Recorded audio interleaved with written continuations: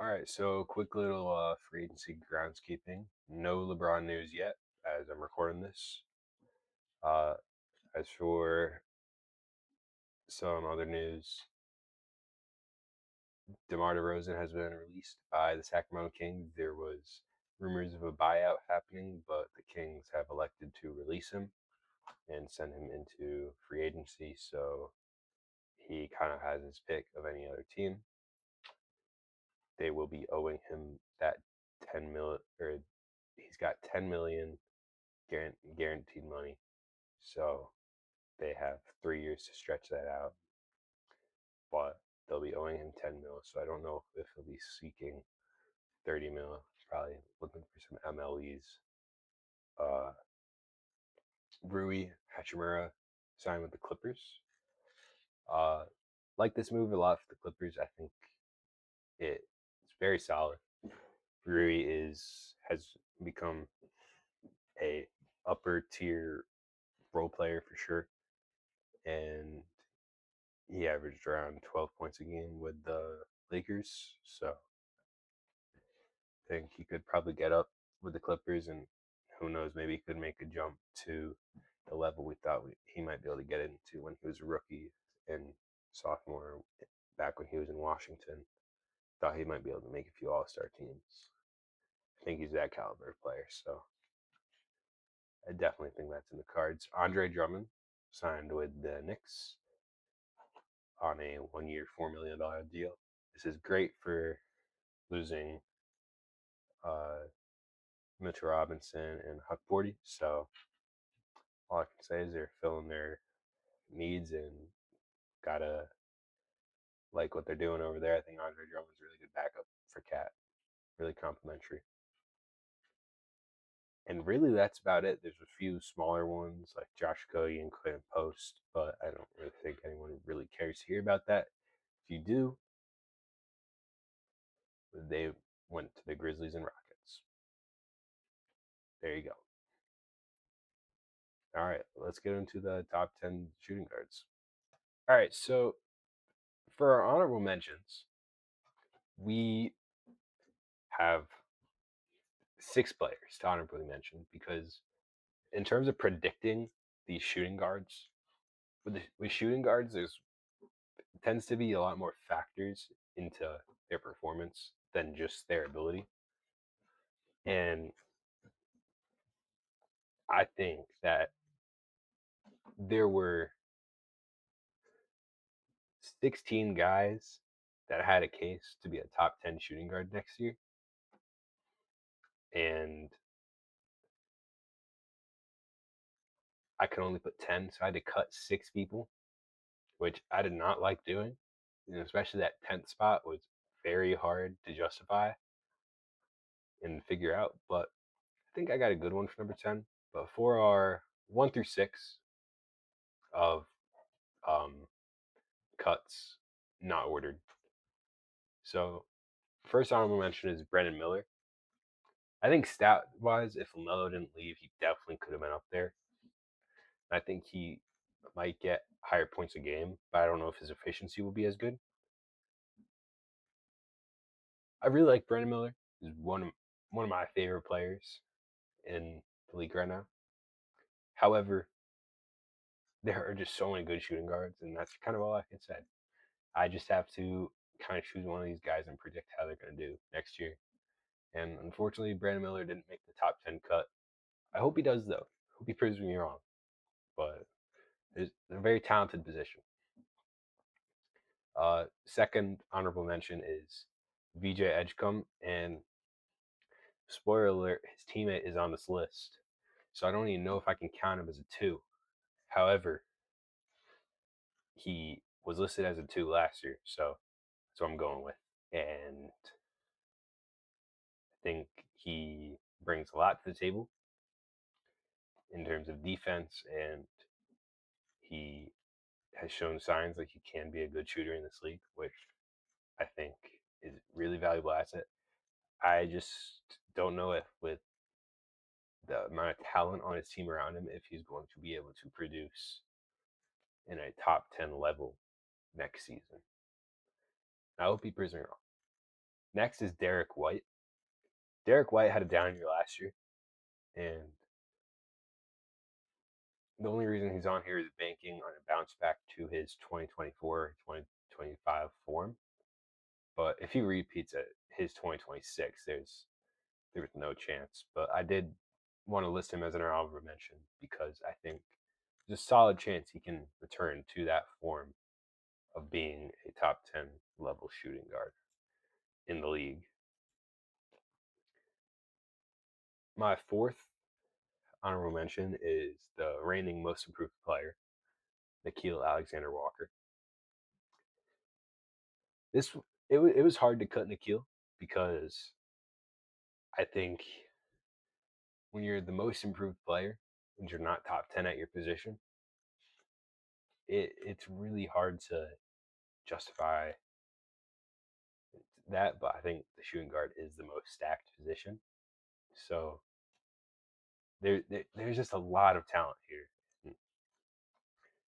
I am very confident in Nickeil, and I think he could be all these guys. Like I said, I think could be top 10 shooting guard next year. But I don't think Nickeil will be better than any of the 10 I have listed. Obviously, injuries could change that. Two of these guys get injured, Nickeil could easily be in there. At my fifth honorable mention, I have Ayo.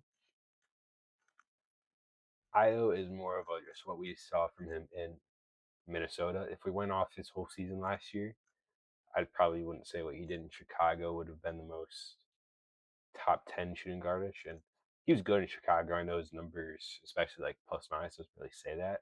He's always been like a minus player for some reason, even though like when he's out there on the court, it always seems like he's producing in terms of some variety, making good plays. So I don't really know what's up with that, but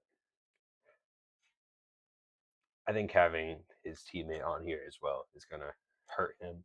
Although he's not going to be starting, and everyone else on here is starting. So I can't really rationalize putting a bench player on here. And for our final honorable mention, I have Darren Peterson. I wasn't going to put him in the top 10 because he is a rookie. However, I think of all the honorable mentions I have listed, he had the potential to be a top 3 guy. Probably not next year, but like in 2 years, 3 years maybe. But I think if he was in the top 10 shooting guards this year, I would not be surprised at all. However, I do not feel comfortable really putting a rookie in there in such a stacked position with all these proven NBA players. So that was my rationale there with the honorable mentions. As for the top 10, and number 10, we have Dylan Harper. Now, remember, this is a projection. And I think with De'Aaron Fox's lack of basketball in the finals, even though I believe he was playing through an injury that was severely hampering him, I think Dylan Harper will, one, get a lot more minutes, and two, get a lot more opportunity.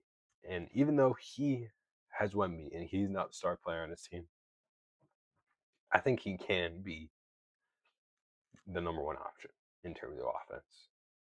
And I think he is that caliber player. Watching him drive and slash the rim and seeing his touch, and his 3-point shot isn't horrible. He shoots 34% in his rookie year. That's not bad at all. Yeah, it's on 3 attempts a game, but you can get that up. You can become way better than that. 34% is, don't leave him open. You probably don't need to follow him around and face guard him, but he'll knock it down if he's open.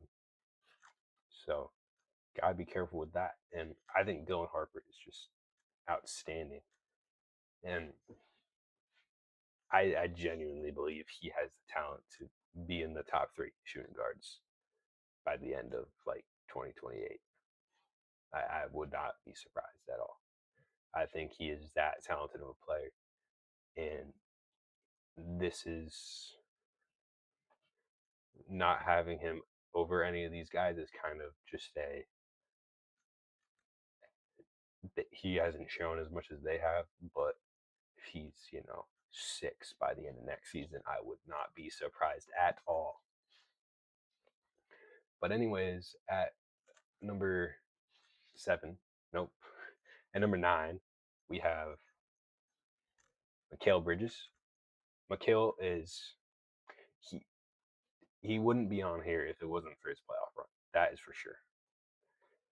I debated having him higher if the playoffs ended after the first 3 games of the Knicks playoffs. It would have looked very bleak for Mikal. But I think his playoff run was so generational, and maybe generational is not the word to use, but he had such a good playoffs, and there's a point where like over 2 series he was shooting 70%. It was insane. I don't think that's obviously going to translate into the regular season. That's why he's not number one. Because if I did think that, he'd be number one.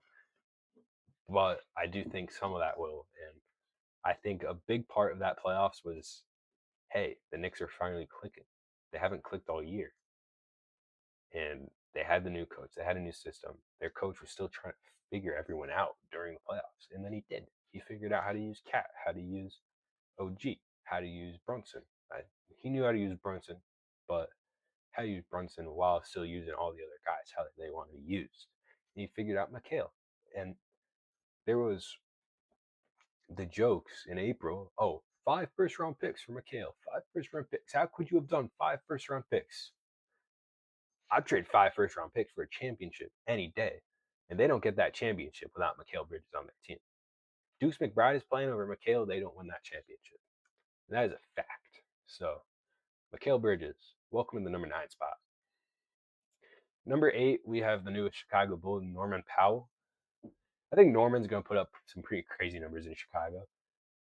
And I have him at 8 just because I don't think it's going to translate to much winning. And although my number 7 guy probably won't be winning either, I think he is a better player. But Norman Powell shot. He kind of had a down year in terms of efficiency. His efficiency was down. He was a 43% 3-point shooter in 2024. In 2025, it was 41% 3-point shooter. This past year was 38, which is still good, right? 40 is like the elite territory. 38 is good, not very good. So a down year for him in shooting is pretty good. Can't say that's too bad. His overall field goal percentage was up though. No, it's still down. Never mind. I can't read.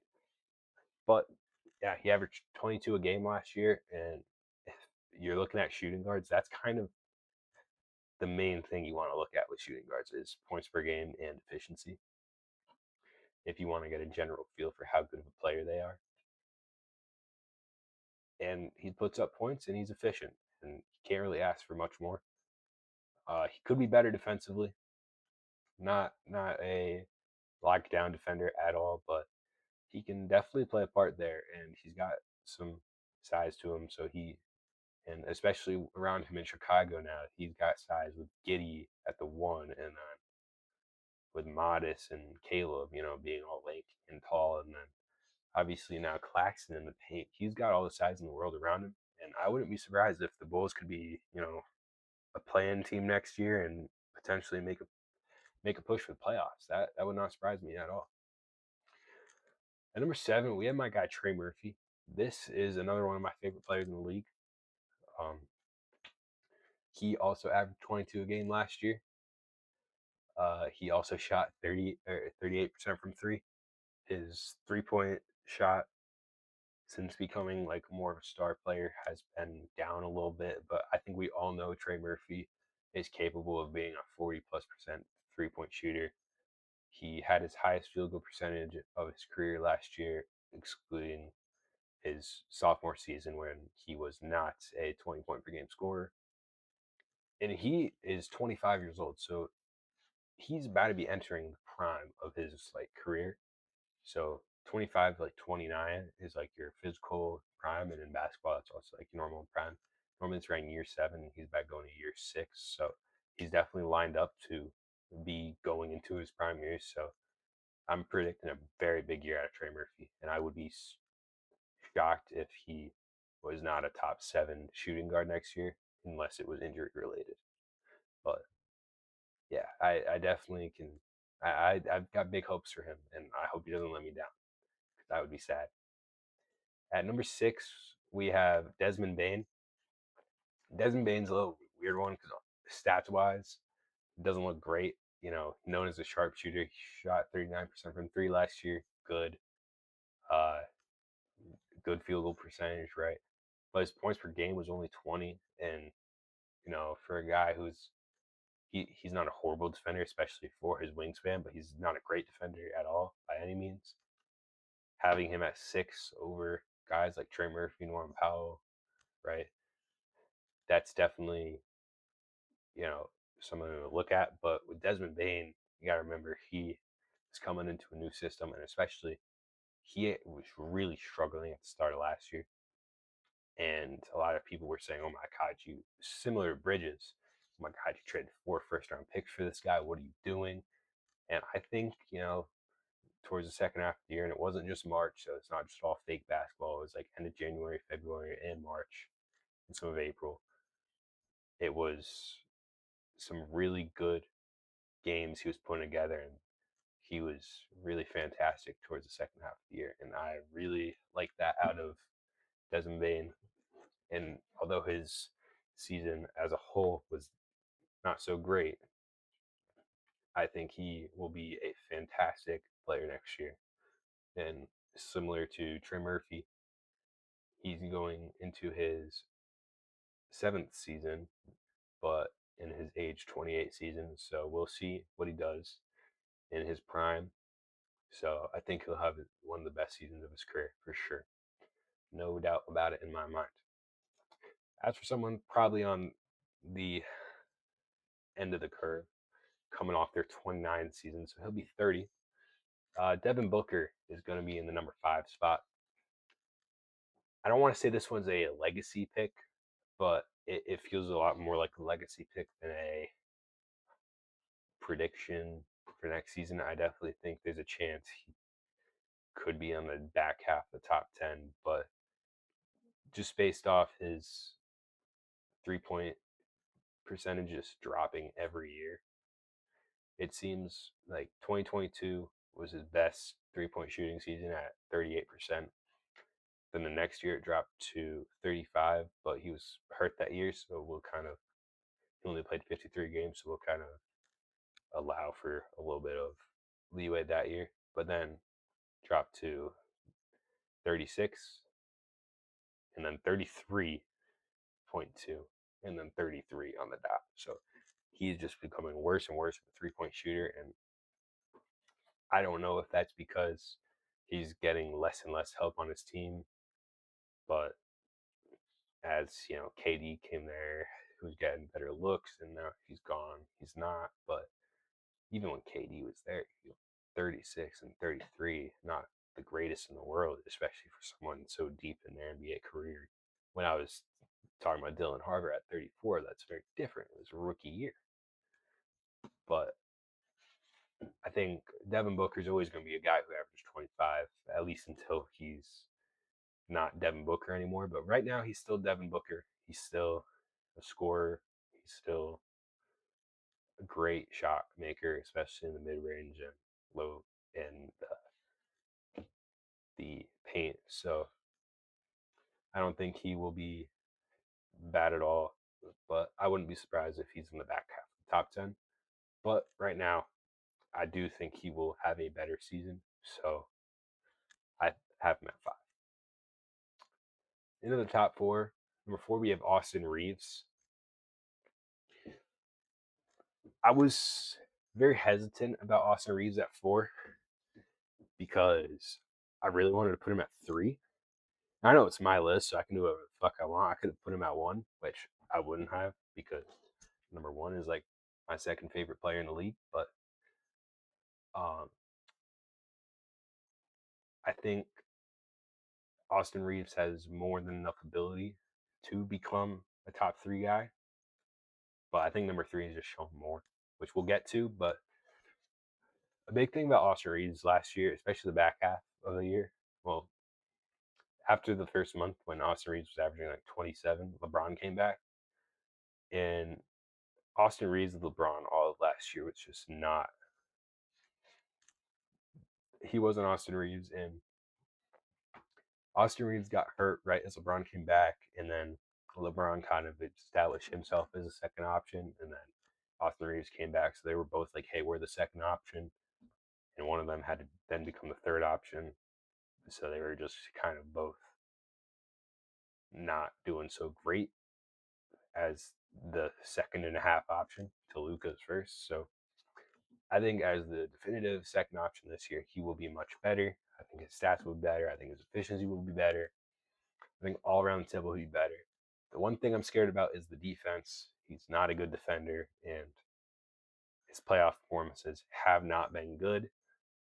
Um, Last year in the playoffs, he averaged 20 points a game, but he shot 40% from the field, 25% from three, and that was his highest points. But I mean, his last 3 years he's been around 17 a game, which is not bad. And his efficiency, his first year was there, but especially 3-point percentage, his efficiency has not been there in the playoffs. So, and this is also eye test, but wanted to get the exact numbers. So I I hope Austin Reeves can prove it in the playoffs that he can do it as a number 2 option and can score more than 17 points a game there. But yeah, that's my number 5 spot is Austin Reeves. Nope, 4 spot. Number 3 spot, we got Donovan Mitchell. So Donovan Mitchell, he is listed as a shooting guard, which I agree with because I think James Harden is the one. James Harden should resign there. I think that's the rumor, at least, is he's going to go there for a smaller, longer deal. And they're just trying to work it out because the Cavs are close to the second apron, if not at it. But Donovan Mitchell is as good as a scorer as you can want. He can shoot threes. He can go in there with the trees and although he's 6'1", he plays like he's 6'5", and he can defend a little bit even for his size. He's very good for his size, and I think Donovan Mitchell can kind of take over a game like any to the best of anyone. And I would not be surprised if well, actually, I would be surprised if he's number 1 or 2 on this list, but there's a reason I'm ranking him number 3 is because I think he's going to be the third best shooting guard in the league next year. And I would be surprised if he's not, but you you gotta kind of go with what goes. And Don Mitchell has been going, and he has not let up. He just had his age 29 season, just like Booker, so they're both going into their age 30 season. So we'll see how that looks. But I have big confidence in Mitch, and love to see what he does next year. For my number 2 spot, we have the newest 76er, Jaylen Brown. Jaylen Brown was the 7th MVP voter, or the 7th in the MVP race. Nope, 6th in the MVP race last year. Mitchell was 7th, so I felt like it was only right to have him ahead because obviously the masses think so. But aside from that, I mean, 7 rebounds a game last year, 29 points. He's never been an assist man, but for me, it's the turnovers. Like he's always been like a high turnover guy, but when he had the highest usage of his career, he had the most turnovers. But like 4 turnovers a game is not it, and that's 4 possessions you could get back.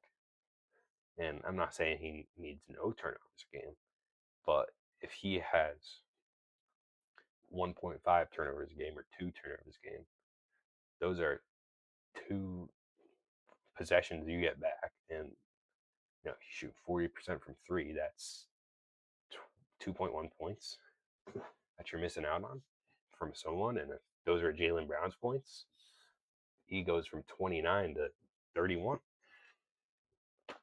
and then he's right behind Luka in scoring and ahead of Shea, and that's why Shea's so good because Shea doesn't turn the ball over. If he turned it over as much as Jaylen Brown, he'd be 29. So I think Jaylen Brown's got cut out on those turnovers, and he's just. But I mean, I gotta say he's got to be better. But he's number 2 on the list, so it's not like he's a bum. And I think his stats might be down next year. We talked about this a little bit with the Jaylen Brown trade, but with Maxey and Embiid there and Edgecombe, he's gonna not have as many touches as he did in Boston, especially last year without Tatum most of it. So I hope he can put it together. But yeah, so that is my number 2 spot is Jaylen Brown, and no surprise if you're keeping up with it, you know who number 1 is. It's Anthony Edwards. Anthony Edwards also averaged 29 a game last year. As for turnovers, he did have less than Jaylen Brown. He actually, since becoming like a all-star, had his lowest turnovers. So congratulations, Anthony. But I think his turnovers will be even more down this year because he has the guy next to him who can set him up, and Ant doesn't have to be in control of the ball as much, so he doesn't have to be trying to set others up or relying on 40-year-old Mike Conley to set others up. So with LaMelo, I think Ant and LaMelo would be a great offensive duo, and Ant has been a good defensive player for about 70% of his career now, and he's not the level of defensive player that Jaylen Brown is, but Jaylen Brown is not the level of offensive player as Anthony Edwards is. So this is an offensive league, so you'd rather have the best offensive player in the world than the best defensive player in the world, as long as their, you know, level of best is comparable, right? If Jokic and Wemby were the same age, it'd be Jokic in a heartbeat. Maybe not because Wemby does have a little bit of offense to him, but we'll get to that in like 3 weeks. But anyways, that's the top 10 shooting guards, and I don't think anyone should have a gripe with that. And if you do, I think you're dumb. No, you're fine if you do. There's no problem with that. We're not going to be doing a draft today because I have 2 more podcasts to record before I go on vacation, and I don't want to set the precedent of doing a draft for those as well. So these are going to be mini recordings, and yeah, have a nice day, everyone.